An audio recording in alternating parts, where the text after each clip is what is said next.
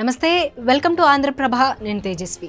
జనసేన అధ్యక్షుడు పవన్ కళ్యాణ్ పోటీ చేసే అసెంబ్లీ స్థానంపై స్పష్టత వచ్చింది. కాకినాడ జిల్లా పిఠాపురం సెగ్మెంట్ నుండి బరిలోకి దిగనున్నారు. వచ్చే ఎన్నికల్లో జనసేనాని భీమవరం నుంచి పోటీ చేస్తారంటూ ప్రచారం జరిగింది. ఇటీవల ఇరు పార్టీల అధినేతలు ఫస్ట్ లిస్ట్ను రిలీజ్ చేశారు. టీడీపీ 94, జనసేన 24 సీట్లను కేటాయించారు. అయితే జనసేన నుంచి 5 క్యాండిడేట్స్ను అనౌన్స్ చేశారు. అందులో పవన్ భీమవరం నుంచి పోటీ చేస్తారని అందరూ అనుకున్నారు. కానీ ఫస్ట్ లిస్ట్లో జనసేనాని పేరు లేకపోవడంతో అందరూ ఆశ్చర్యానికి గురయ్యారు. విస్తృత కసరత్తు తర్వాత ఎట్టకేలకు పిఠాపురం నుంచే పవన్ మొగ్గు చూపుతున్నట్లు తెలుస్తోంది.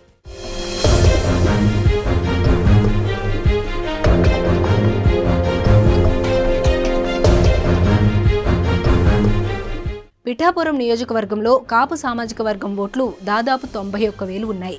ఇక్కడి నుండి పోటీ చేస్తే పవన్ భారీ విజయానికి ఢోకా ఉండదని జనసేన వర్గాల్లో బలంగా ఉంది. ఈ నేపథ్యంలోనే ఇక్కడి నుండి పోటీకి పవన్ మొగ్గు చూపిస్తున్నట్లు తెలుస్తోంది. ఇప్పటికే కాకినాడ రూరల్ నియోజకవర్గం నుంచి జనసేన అభ్యర్థి పంతం నానాజీని అనౌన్స్ చేశారు. కాకినాడ ఎంపీ సీటు కూడా దాదాపు జనసేనకే ఖాయమైంది. పవన్ పిఠాపురం నుండి బరిలోకి దిగితే ఆ ప్రభావంతో కాకినాడ రూరల్ ఎంపీ స్థానం కూడా సునాయాసంగా గెలవచ్చనేది జనసేన వ్యూహంగా ఉంది. పిఠాపురంలో టీడీపీ ఇన్ఛార్జిగా మాజీ ఎమ్మెల్యే వర్మ కొనసాగుతున్నారు. ఈయనకు బలమైన నేతగా పేరుంది. ఇక్కడి సీటును తొలుత జనసేన కోరినప్పుడు వర్మను దృష్టిలో ఉంచుకొని వేరే నియోజకవర్గాన్ని అడగాలని టీడీపీ కోరింది. కానీ జనసేన ఈ సీటుపై పట్టుబట్టడం, అది కూడా స్వయంగా పవన్ పోటీ చేయాలని నిర్ణయించడంతో టీడీపీ ఓకే చెప్పినట్లు సమాచారం.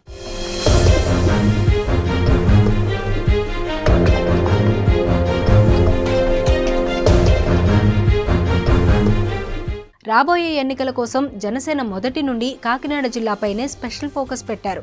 గతేడాది పవన్ ప్రారంభించిన తొలి విడత వారాహి యాత్ర కూడా ఈ జిల్లా నుంచే ప్రారంభించారు.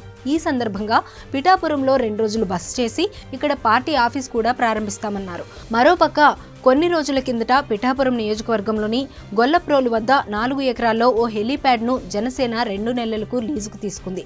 పిఠాపురం నుండి పోటీ చేసే ఉద్దేశంతోనే ముందుగానే హెలీప్యాడ్ను సిద్ధం చేసినట్లు సమాచారం. ఎలక్షన్ షెడ్యూల్ రాగానే పవన్ పిఠాపురానికి నేరుగా హెలికాప్టర్లో వచ్చి నామినేషన్ వేస్తారని, ప్రచారం కూడా చేస్తారని అంటున్నారు.